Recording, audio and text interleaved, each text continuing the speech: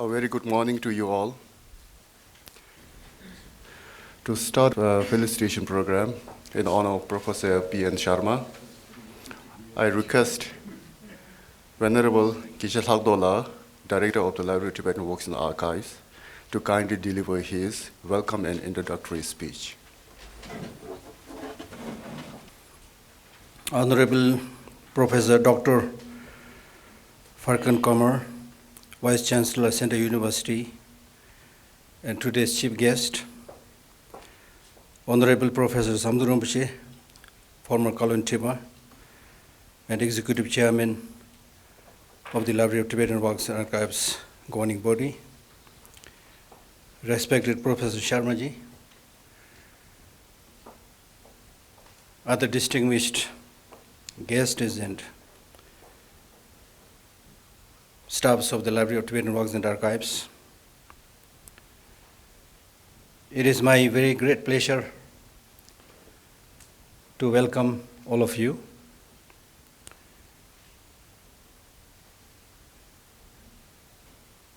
This felicitation that we have organized today, I consider it as one of the important events of the many activities of the Library of Tibetan Works and Archives.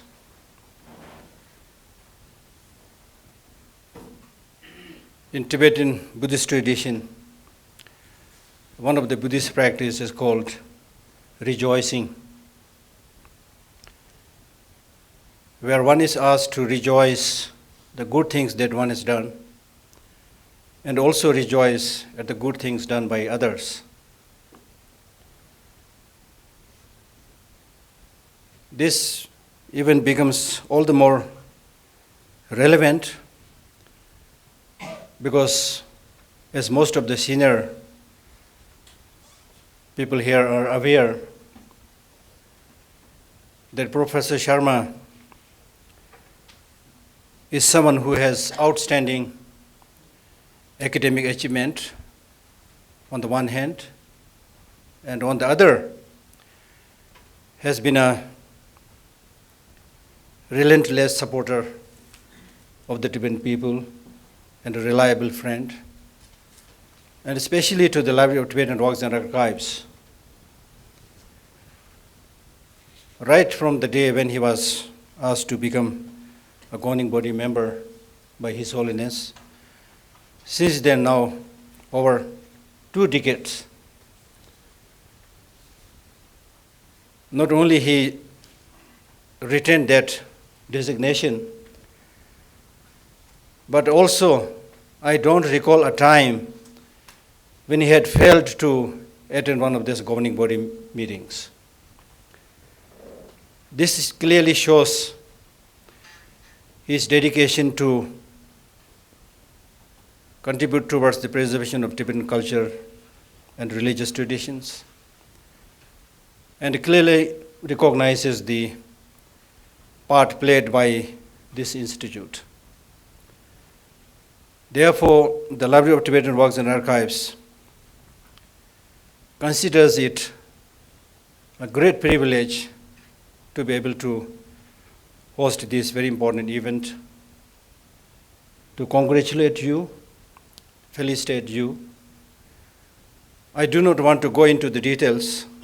If you just have a look at the large volume of collections of his works, be it his original writing, be it his translation into Hindi or into English, how much a person can achieve in one's lifetime and leave a legacy to the posterity, to the younger generation.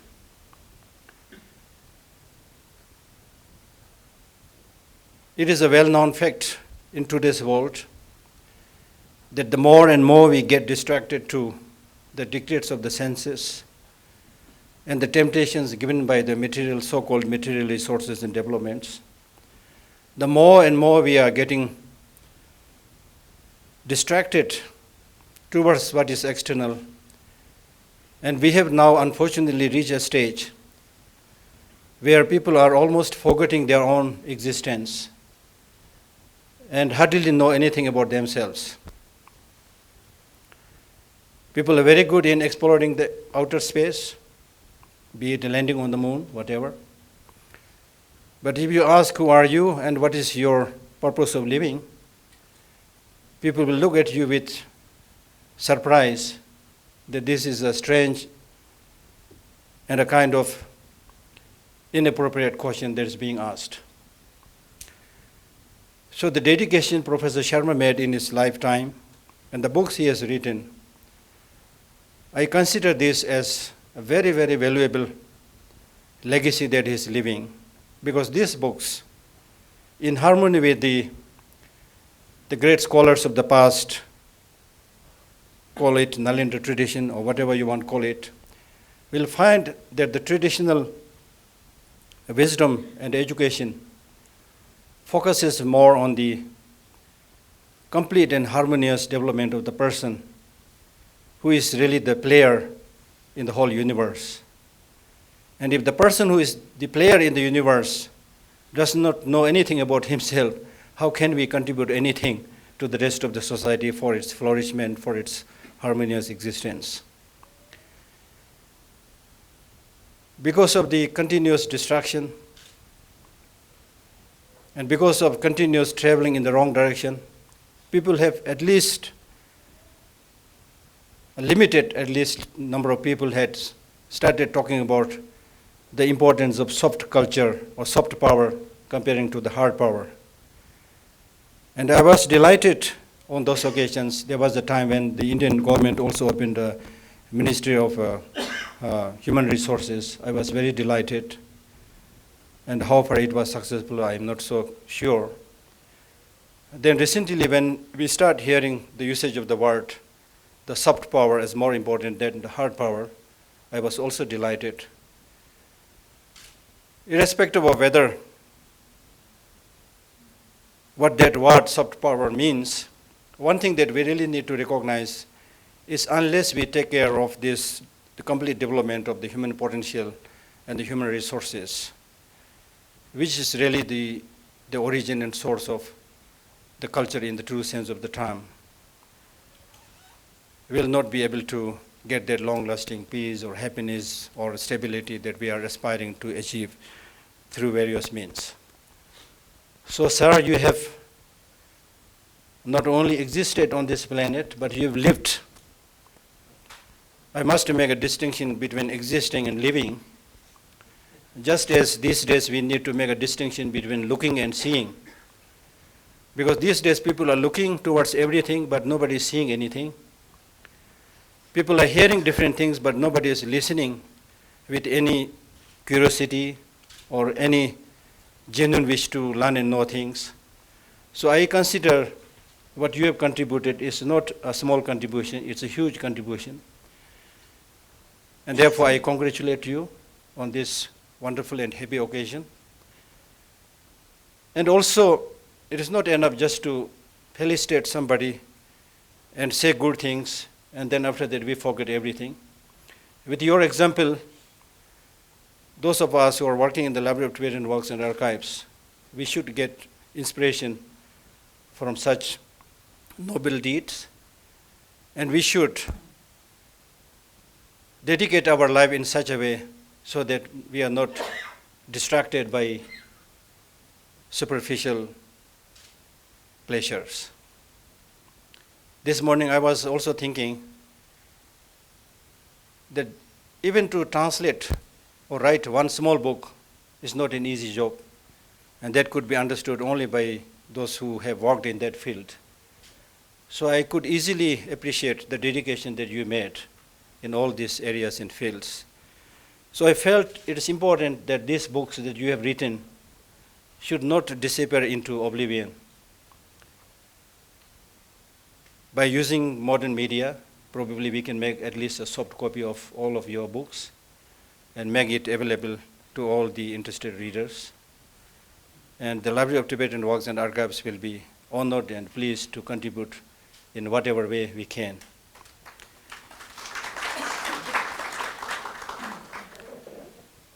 So I once again welcome all of you for joining us in this very happy moment. And you will hear more from our honorable chief guest and our guest of honor. Thank you very much. Now may I request the guest of honor, Professor Samdara Moche, former Khaldoon Tripa, or Prime Minister of CTA, and the Executive Chairman of the LTW Governing Body, to kindly say some words.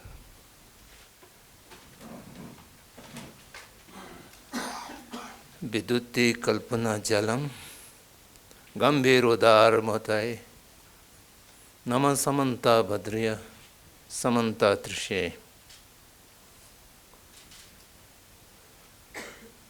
आज की मुख्य अतिथि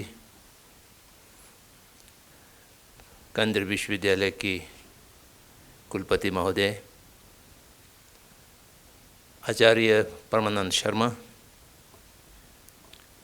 इस ग्रंथालय की निदेशक और सभी आदरणीय अतिथिगण एवं मित्रों, आज तिब्बती ग्रंथालय की ओर से आचार्य शर्मा जी का चिरापिक्षित अभिनंदन करने के लिए हम लोग यहाँ पर एकत्रित हुए हैं। मैं शर्मा जी का आभारी हूँ कि आपने इसको स्वीकार किया। कई दिनों से मैं इस बात को सोच रहे थे, क्योंकि मैंने 3 दशक वाराणसी में बिताया है। वाराणसी न केवल एक प्राचीन सांस्कृतिक राजधानी रहे हैं, अपितु वहाँ पर शैक्षणिक संस्थाएं बहुत हैं और शैक्षणिक वातावरण अति उत्तम वहाँ रहते हैं। तो उस शैक्षणिक वातावरण में जो भी विद्वत मंडल, मनीषी या कोई विद्यार्थी थोड़ा सा अच्छा काम करते हैं तो उसका पहचान होता है, उसके लिए अभिनंदन होता है, उस पर चर्चा होता है। लेकिन धर्मशाला में शैक्षणिक वातावरण का बहुत कमी है। अगर शर्मा जी वाराणसी में हुआ होता, पता नहीं कितना बार अभिनंदन हो गए होंगे और हर आपकी ग्रंथ के ऊपर संगोष्ठी हुआ होगा, अभिनंदन हुए होंगे, आकाशवाणी में चर्चा हुआ होगा और अखबारों में छपा होगा, बहुत कुछ हुआ होगा। 60 के दशक में जब हम लोग प्रारंभ यहाँ आए थे तो हिमाचल में धर्मशाला एक अच्छा शैक्षणिक स्थान माना जाता था।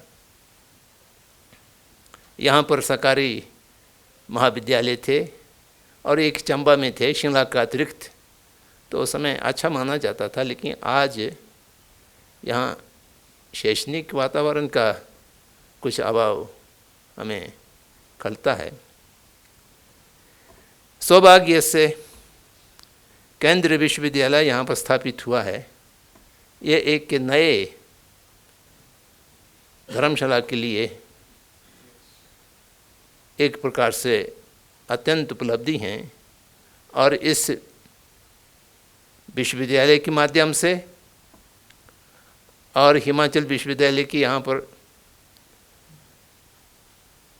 एक परिसर है ही शुरू से ही,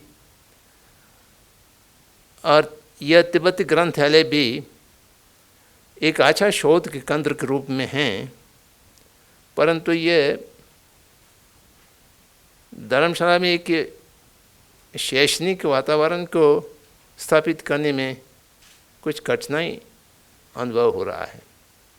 मुझे ऐसा लगता है भविष्य में केंद्रीय विश्वविद्यालय,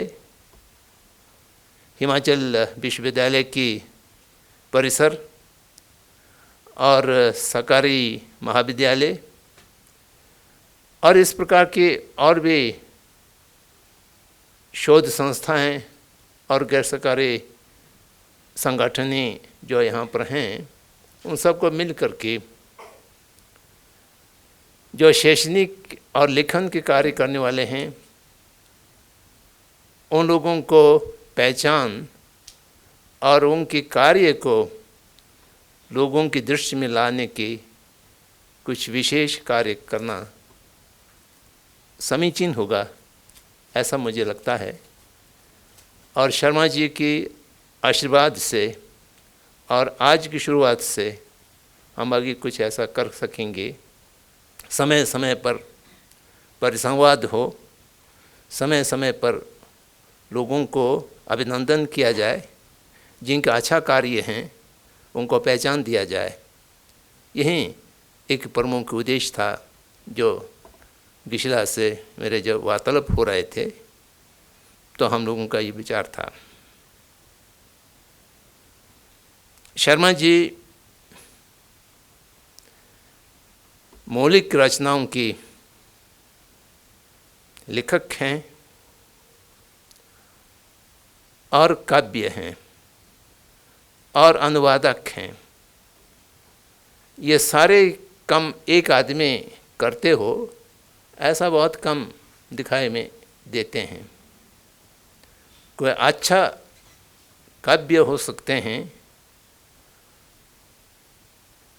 काव्य लोग अधिकांशतः सपना की जगत में ही रहते हैं, तो उनको अनुवाद के काम करने में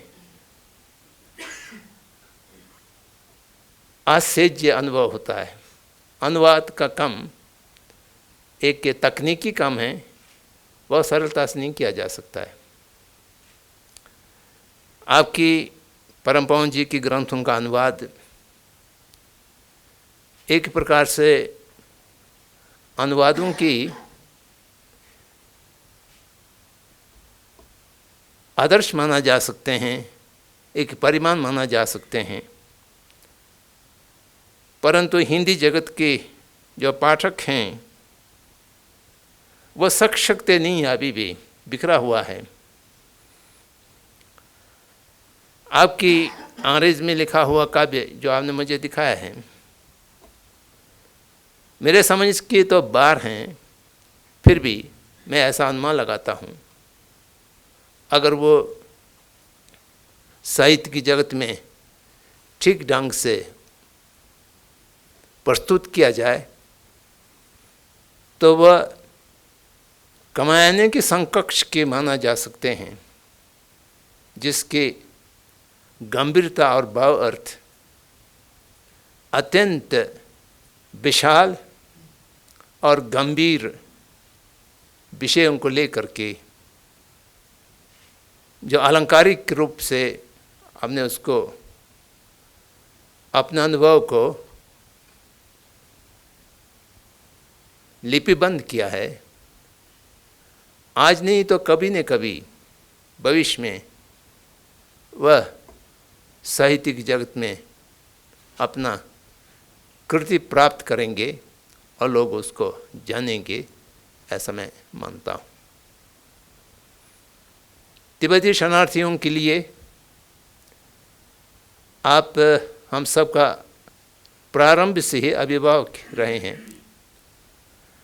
परम पावन जी मसूरी से यहाँ पर स्थानांतरित हुआ तो उस समय आप स्वागत करने वाले लोगों में थे, और तब से लेकर के आपकी छत्रछाया हम सब के ऊपर रहे हैं। और जैसा अभी गिशिला ने कहा कि गत 2 दशक में जब जसोला जी थे, तब से इस ग्रंथालय के स्थापना होने की परिकल्पना किया जा रहा था, तो स्वर्गीय जासूसरी और हम जगह जगह इसकी योजना लेकर के पैसा मांगने के लिए जाया करते थे, और थोड़ा बहुत जो कुछ साधन एकत्रित हुआ तो इसका प्रारंभ किया गया। और तब से लेकर के इसके संयोजन समिति में शर्मा जी का मार्गदर्शन बराबर मिलते रहे हैं। आज हम हृदय से, तहे दिल से आपके कार्यों के प्रति हम अभिनंदन कर रहे हैं। ये व्यक्ति का अभिनंदन नहीं है, इसको आप अपने ऊपर ना लें। जो आपने कार्य किया है और वो उस कार्य से लोग हित होंगे, उसको हम पहचान देने के लिए और कार्य की हम अभिनंदन कर रहे हैं। और आप वायुवृद्ध, ज्ञानवृद्ध और अनुभव से नितांत परिपूर्ण हैं।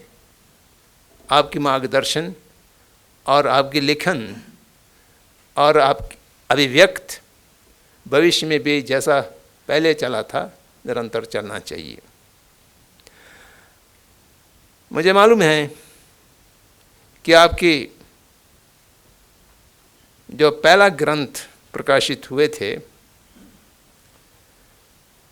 उसका प्रस्तावना पंडित जवाहरलाल नेहरू जी ने लिखे थे। और जवाहरलाल जी को मैं इसलिए साधुवाद देता हूँ कि उस समय प्रधानमंत्रियों को भी शैक्षणिक कार्य में रुचि लेने की समय मिलता था। आज हम सोच नहीं जा सकते हैं कि कोई प्रधानमंत्री से हम कहें कि मेरे किताब पर आप प्रस्तावना लिखिए, तो शायद वहाँ पहुँचना भी कठिन होगा। लेकिन उस समय एक ऐसा समय था, राजेंद्र बाबू की, जवाहरलाल जी की, ज़कीर हुसैन जी की और MC छाला जी की, उन सब का उच्चतम पद पर रहते हुए भी शैक्षणिक कार्य से अपने को जोड़े रखते थे और अध्यापकों के साथ, लेखकों के साथ बहुत समय देता था और उनकी सहानुभूति और उनकी प्रोत्साहन बराबर मिलता रहता था। इस दिशा में मैं इंदिरा जी को भी स्मरण करता हूँ कि वो शैक्षणिक कार्य में बहुत भाग नहीं भी ले पाए, लेकिन शैक्षणिक संस्थाओं को बनाने में उनका बड़ा विशेष रुचि रहते थे, जिसके कारण आज भारतवर्ष में केंद्रीय तिब्बती आधुनिक विश्वविद्यालय जो सारनाथ में स्थापित हुआ है, उसमें उनका विशेष योगदान रहा है। गांगटोक में शोध संस्थान स्थापित हुआ है, लद्दाख में केंद्रीय बुद्ध अध्ययन संस्थान स्थापित हुआ है। इन सब में उनका विशेष रुचि रहा और योगदान रहा और बहुत सरलता से इन कामों में भाग लेते थे और पहुँच थे। आज बड़े बड़े पदों पर रहने वालों के पास जनता की पहुँच कठिन हो गए हैं, तो वो पुराना ज़माने में ऐसा नहीं था। और इस अवसर पर मैं कुलपति महोदय जी की आभार हूँ, जिन्होंने अपने व्यस्त समय निकाल करके इस छोटे से समारोह हैं, कार्यक्रम हैं, उसमें भाग लेने के लिए पधारने की कष्ट किया। और मेरा अभिलाषा है कि केंद्रीय विश्वविद्यालय के साथ तिब्बती ग्रंथालय और अभिलेखागार का भविष्य में निकट संबंध हो और शोध के क्षेत्र में और शैक्षणिक क्षेत्र में परस्पर योगदान कर सकें, ऐसा भी मैं सोचता हूँ। क्योंकि ये धर्मशाला भारत की बड़े बड़े जनपदों की तुलना में बहुत बड़ा जनपद नहीं है, इसलिए शैक्षणिक संस्थाओं के बीच में संबंध रहना और परस्पर योगदान देना संभव होगा, और उसके लिए हम सबको प्रयासरत रहना चाहिए, ऐसा मैं मानता हूँ। ग्रंथालय के निदेशक महोदय, सचिव महोदय और सभी कार्यकर्ताओं को मैं साधुवाद देता हूँ कि आप लोगों ने बहुत अच्छी तरह से इस आयोजन को आयोजित किया और सब व्यवस्था ठीक रहा। सबको मैं साधुवाद देता हूँ। और जितना यहाँ पर अतिथि लोग पधारे हैं, I am sorry to say that the guests from Ukraine may not able to understand what I am talking about. I was talking about the achievements of the Professor Sharma and why we are making the felicitation. And in this occasion, it is very nice that you all could have taken part, and you shall carry a good memory back to your country. Professor Sharma is associated with this library for the last almost 25 years, and he has a great contribution in the process of this library. And I also welcome all the other guests, and we hope that Professor Sharma's work, particularly his translations of the His Holiness books, will benefit all the people around the globe. Jai Jagat.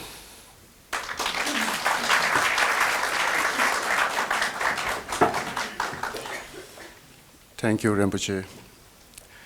May I request the Honorable Chief Guest, Professor Furqan Kamar, Vice Chancellor of Central University at Himachal Pradesh, to kindly present a felicitation citation to Professor Pramananda Sharma for his lifetime literary and academic achievements.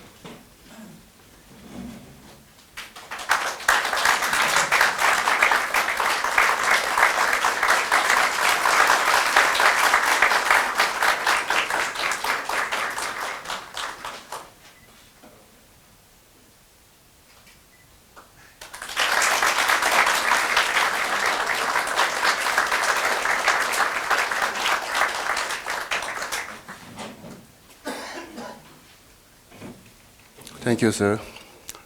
Now, may I request the guest of honor, Professor Sundar Rinpoche, to kindly release the latest work of Professor P.N. Sharma, that is Hindi translation of The Good Heart by His Holiness the Dalai Lama, and published by LTWA.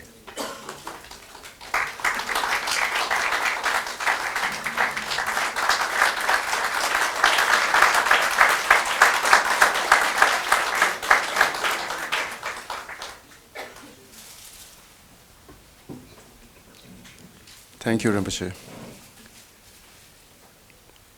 Now I request Professor P.N. Sharma to kindly share a few words of his thoughts.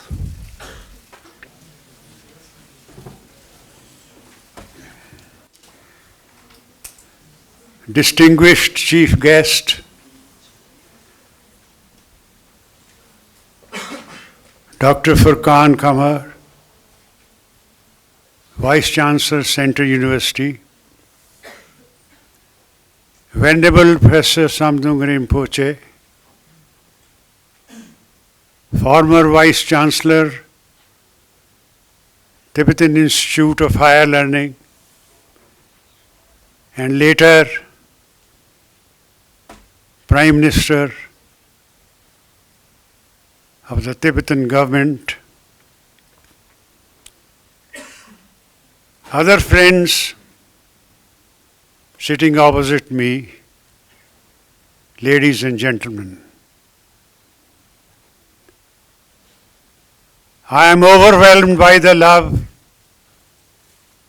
and affection shown to me today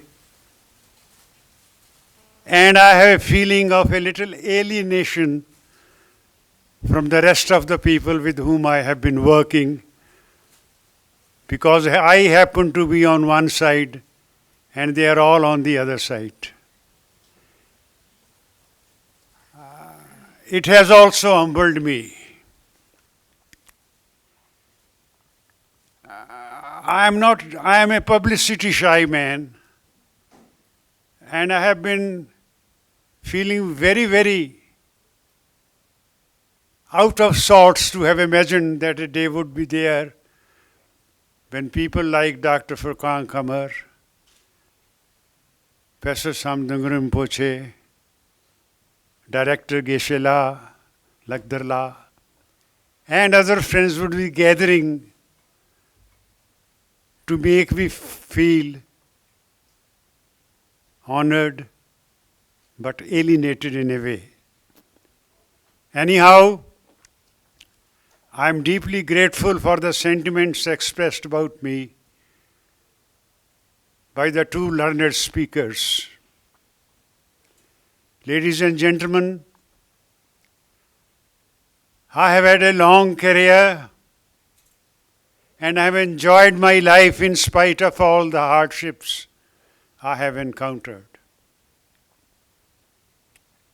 I belonged to a very poor family of a teacher. In fact, we are a family of teachers. My father was a teacher. I became a teacher. We were 7 brothers, 5 of whom went into the teaching profession. And both my sons are also teachers. I have enjoyed my teaching profession, have been very popular with the colleagues and my students, and I have enjoyed every moment of my life. When I first arrived in Dharamsala on the evening of 17 December 1949, 10 years before the Tibetans arrived, I fell in love with the place because Dharamsala then was not what it is now. Dharamsala has changed over the last 60 years. Not that I stayed here for all these 65 years. I have gone places all over India, either on transfer or on different assignments. But I have enjoyed every moment of every sort of my work. When I used to be here and playing games in the college stadium, one of my colleagues used to say, when we see you play hockey or football or basketball, we can't imagine that you also write poetry. And when we hear your poetry, we cannot imagine that you are a sportsman or a trekker or a mountaineer. In fact, I have embraced life in full and enjoyed every role that I have been asked to perform. I wore a uniform for 24 years. I was an NCC officer. And I also commanded a battalion in West Bengal immediately after the Chinese. Can you imagine this old man once having been in the brilliant uniform, olive green, of an army officer? So there are many roles that I have had to perform in life of my own choice. What I mean to suggest by this is that one should take one's life in full and enjoy every moment of it and discharge every duty that comes his way in the best of manners he can. Only then you can overcome the hardships and difficulties of life. As far as my literary career is concerned, my first book was published in 1948. 2 years before the Chinese overtook Tibet. It was an epic in Hindi and was very well appreciated by the great poets of that language of the day and well received by the press criticisms. I continue doing so, and I am a multilingual person also in a way. I translated Rubaiyat-e-Umar Khayyam in Punjabi poetry. Once upon a time, when I was having my pre-commission training in the 17th Dogra Regimental Center, Jalandhar.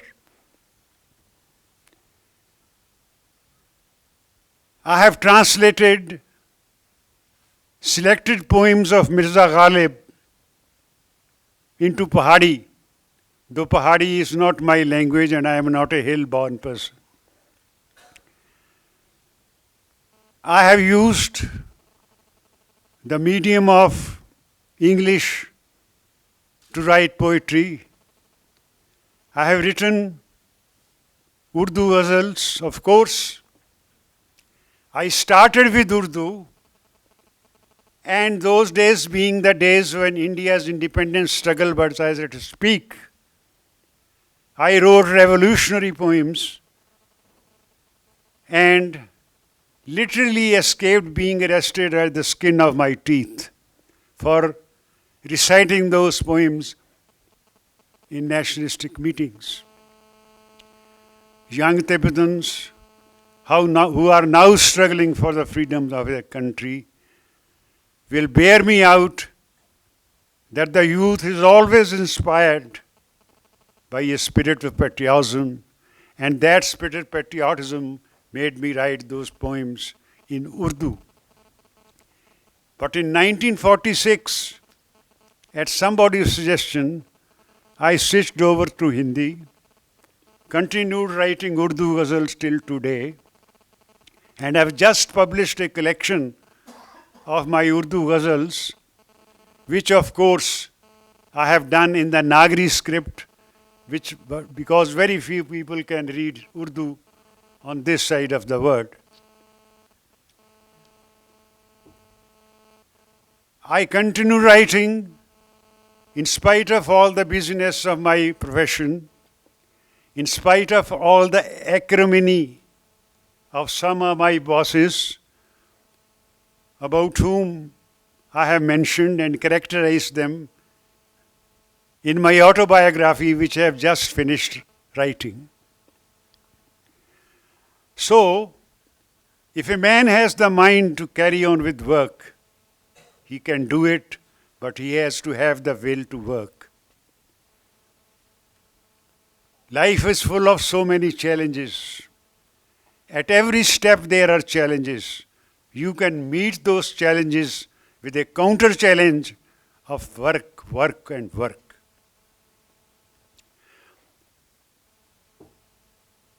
When I was last in Haryana and His Holiness arrived here, I don't know why I was always having the thought, look, the Dalai Lama is Dharamsala and I am away from Dharamsala. I had no knowledge about him or the Tibetans or anything. I had very little knowledge about Buddhism also. Although I had studied the texts and the holy books of other religions, the Upanishads, the Vedas, the Brahma Sutras, the Bhagavad Gita, the Quran, Holy Quran, the Bible, the Zindavastha, all these. But I had a smattering of Buddhism. And it was my great good fortune that the government agreed to my suggestion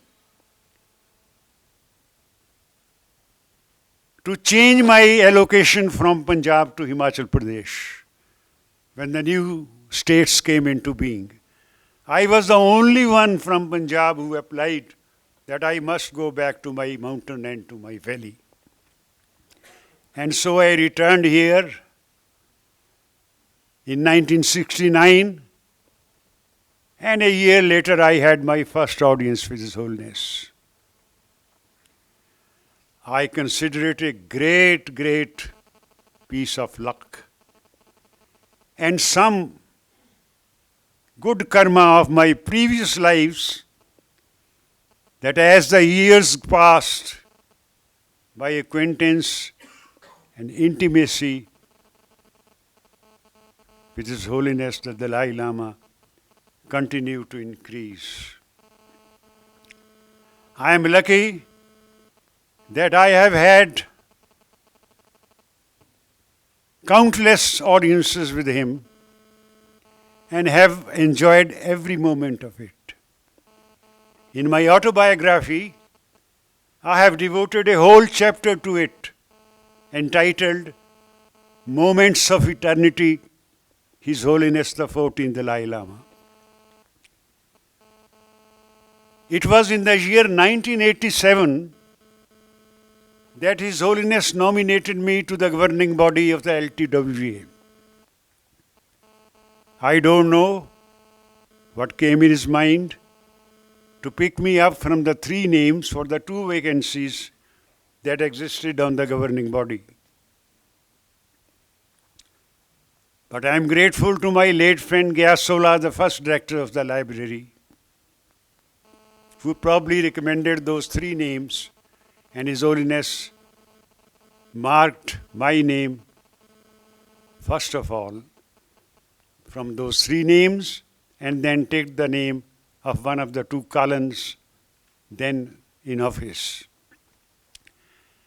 Now it's more than 3 decades since I've been on the governing body, and I have not missed a single meeting. I'm happy and I feel lucky that my association with this great institution and the great Tibetan community, the Central Tibetan Administration, especially the departments of DIIR, since the time of Sonam Topgyala, Lodi Gyarila, has been very, very fruitful in putting me in touch with the great Tibetan community. And for all these 30 to 40 years, I have studied nothing but Buddhism, studied most of its texts published by the library or otherwise presented to me by friends.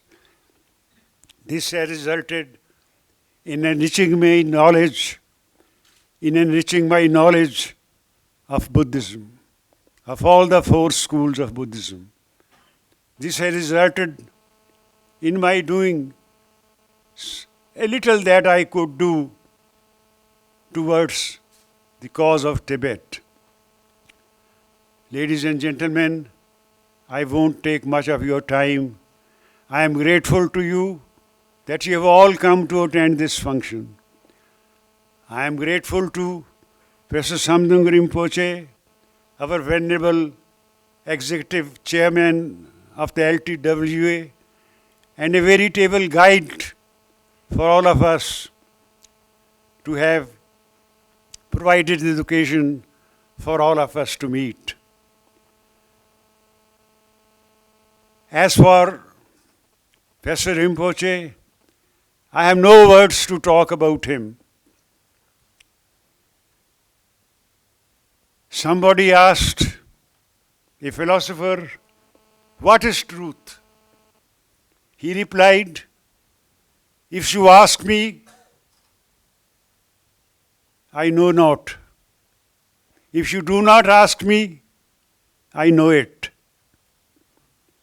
So, sir, about you, if somebody asks, I know not. If you do not ask, I know him what he is.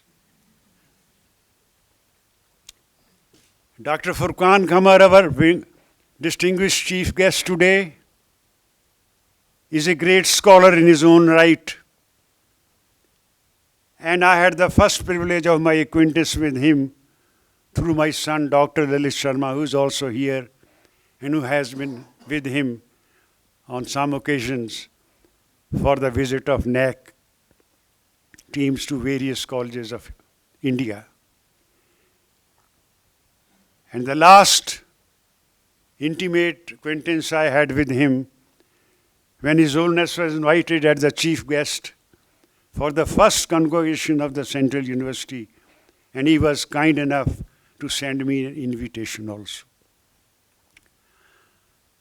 We have in him a great scholar, and I am sure, in spite of the somersault the politicians have been taking over the location of the university will come to stay in Dharamsala, and he will be remembered as its father figure, as its first vice chancellor, as a great scholar. Friends, I thank you again. I thank L2WA. I thank my friend Geshe Lagdarla and my secretary of the library, Nawang Jeshila, and all other friends who are present here for making me feel very big today. Thank you.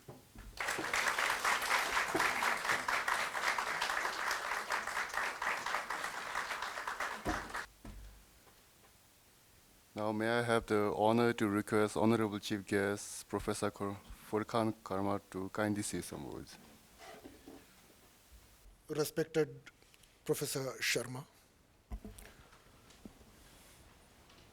Honorable former Prime Minister of Tibet, and also former Vice Chancellor of the Tibetan Institute at Sarnath, respected Director of the Library, Lalit Sharma ji, whom I happen to know being the first person from Dharamshala, and who is also son of Professor P.N. Sharma, distinguished guest. First of all, I express my gratitude to the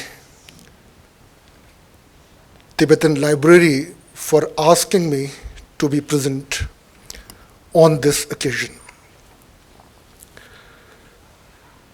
I stand here in all humility because I realize the fact that Professor P.N. Sharma, whose work is being felicitated today, had already retired from his active service as principal, as teacher, when I was yet to start my academic career. You retired in 1982, sir? Yes. And in fact, I entered into academic service in 1984. And that was the first thing that was coming to my mind, that how do I justify my being here as the chief guest. But then an invitation, which was so dear that there was no way to say no. So I'm deeply indebted to you for taking the trouble, and to the administration for asking me to be here.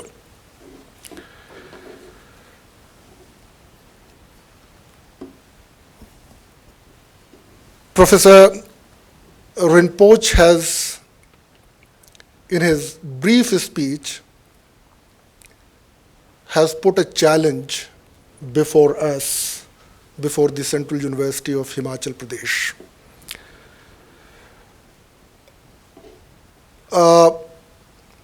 What is an educational institution? And I do not find a phrase better said than what Dr. Zakir Hussain said when he was establishing and was the Vice Chancellor of Jamia Millia Islamia in New Delhi. What he said was that whenever I lay foundation of any building in Jamia Millia Islamia, I shudder from inside, because to make institutions You need land, you need buildings, but what you need more is the passion. What he had said in Urdu was कि संस्थाएं या इदारे बनाने के लिए सामान तो ज़रूरी होता है, लेकिन सामान से ज़्यादा अरमान चाहिए होता है. And what he said next was that in the absence of that passion, these buildings becomes mausoleum of that institution. कि अगर वो अरमान न हो तो ये बिल्डिंगें, ये इमारतें उस इदारे का मकबरा बन जाती हैं. That is the kind of philosophy which we try to guide us in our efforts to develop these institutions. And in fact, in order to see that we are on right path, it is extremely necessary for us to be associated and to be in touch with institutions like this library, with your own educational establishment, and also the blessings of people like His Holiness. In fact, when we were to organize our very first convocation, I requested His Holiness to be the chief guest. And his office was in a way conveying that he is keeping very busy. I said that we have no constraints of time. The date would be what suits His Holiness, but it would be extremely odd for us that if we hold our very first convocation and that convocation is not blessed by His Holiness, and we at the Central University are extremely grateful that His Holiness found time, and that gives us courage and strength. In fact, in our own way, sir, we are already associating. For example, myself and a few colleagues of our university are already a member of your Education Advisory Committee. There are many common friends who are adjunct professors and visiting professors in our university, like Professor Krishna Kumar, who are also associating very, very closely with this library and also with the Education Advisory Committee. And I must mention that when we organized the very first international seminar on society and justice, society, law and justice, Professor Rinpoche very kindly agreed to chair a session. The present Prime Minister also agreed to chair a session, and that day was the best day on the campus of the university. So I, with all sense of responsibility, say, sir, that it will be in our interest to be associated with your philosophy, with your institutions, and with your thought process, because it will guide us in eternity that we follow the right path. Friends, we have assembled here to felicitate Professor P.N. Sharma. And as the Chief Honorable Guest said, that it is essentially to felicitate the dedication, the commitment, the devotion, the academic pursuit, and the work which Professor Sharma has produced. I think persons like Professor Sharma is a role model, or should be a role model, for those who are in teaching professions today.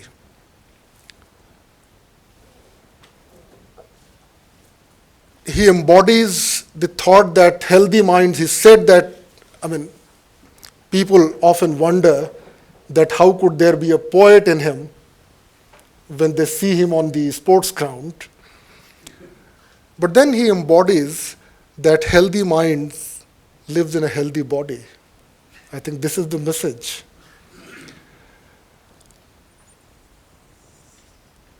Today, sometime we often feel that we are passing through a phase in the development where people join a career not because they love the career, but simply because it takes care of their livelihood.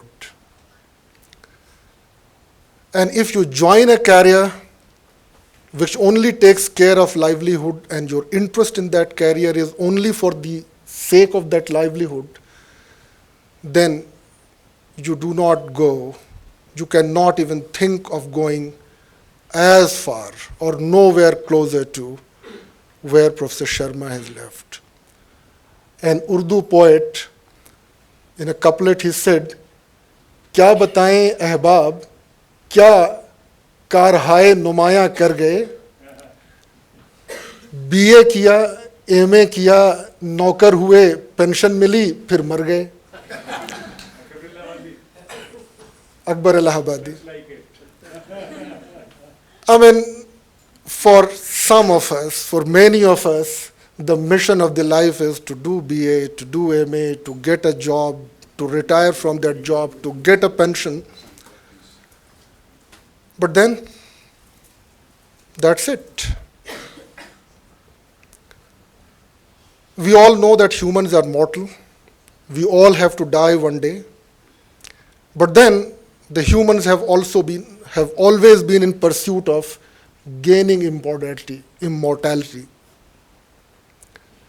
All the alchemists have either been trying to make gold out of dust or trying to make ourselves immortal.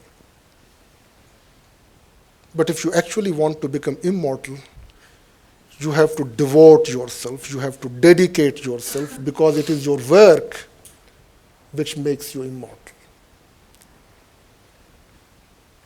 It is what you give to people which will be remembered for all time to come. So Professor Sharma belongs to that generation. And I wish that the present generation and the generation that would follow would have a learning lesson from his pursuit.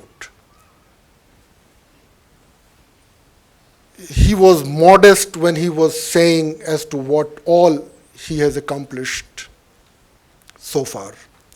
You go through your CV, versatile personality, knows many languages, has worked in many languages, has written originally, has translated many works, and in fact, his personality today is also molded by what he has done all through his life. Besides all his academic accomplishment, it is the human quality which makes him so dear to us. दर्द दिल के वास्ते पैदा किया इंसान को, दर्द दिल के वास्ते पैदा किया इंसान को, वरना तात के लिए कुछ कम न थे कर्रो बयां.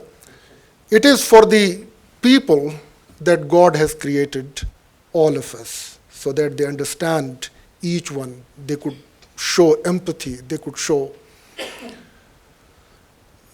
Otherwise, just for the sake of prayers, there were so many angels who would have been sufficient for the God. So the kind of human being that he is. So, sir, I came here essentially to pay my regards. I know that I stand nowhere closer to your contribution or the contribution which Honorable Rinpoche has made, but I readily agreed to come here. It was, in a way, some people may say preposterous, because it was a way of learning from you, taking something from you to see that we are able to. Again, we are passing through a very, very peculiar time in India. Dharamshala is indeed a small place, but has been a culturally very rich place. This valley of Kangla has given shelter to artists when they did not have perhaps better place to go. This whole Kangla miniature arts, its patronization. But this country as a whole also has undergone and is also undergoing transformation. When we became independent, there were only a handful of higher educational institutions in the country. There were no more than 100,000 students going for higher education. Today in India, we have more than 700 universities, more than 36,000 colleges, and about 21 million students receiving higher education, about 1 million teachers teaching in these institutions. In fact, in terms of the number of institutions, we in India are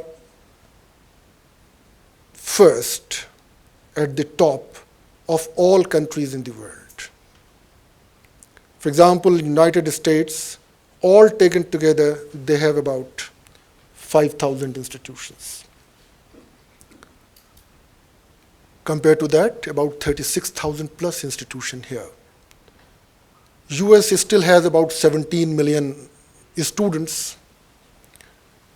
We have about 21 million, so we have surpassed US. So in terms of institutions, in terms of the number of people coming for higher education, we have made remarkable progress. Another important thing that we can take to our credit is that in this expansion, there have been conscious efforts to make higher education inclusive. Because but for inclusion, but for taking all sections of the society together, the expansion would serve no purpose. So all these social groups, deprived section, gender, they have all been taken together. But still, in this aspect, we have to go somewhere. But the biggest challenge that we are facing today is the challenge of quality and excellence. Increasingly, we are being told that none of our universities are able to make it to the list of top 200 universities of the world. We may, to some extent, disagree with the criteria that are used to measure these top-ranking universities.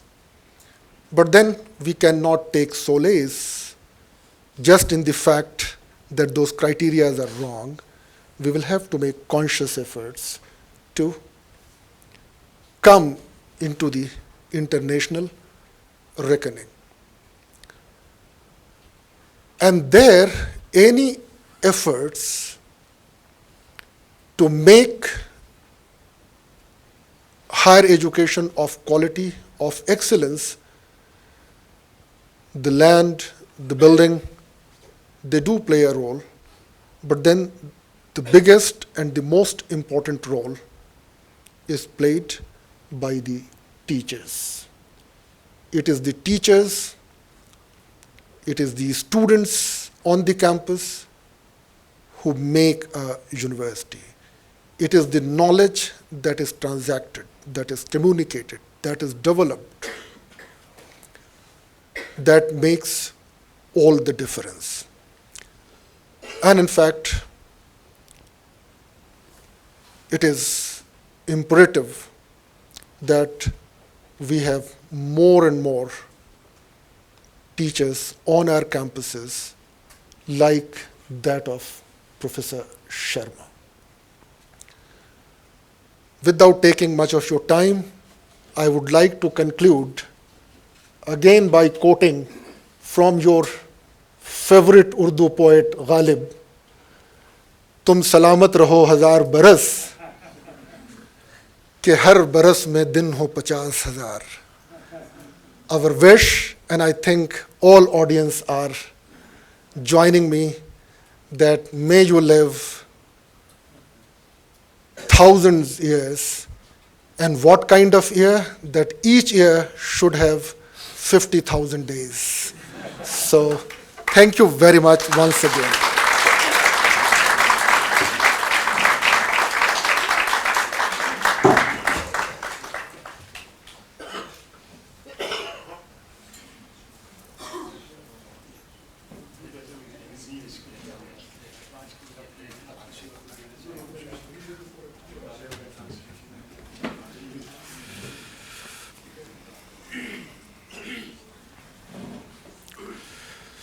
Thank you very much, sir.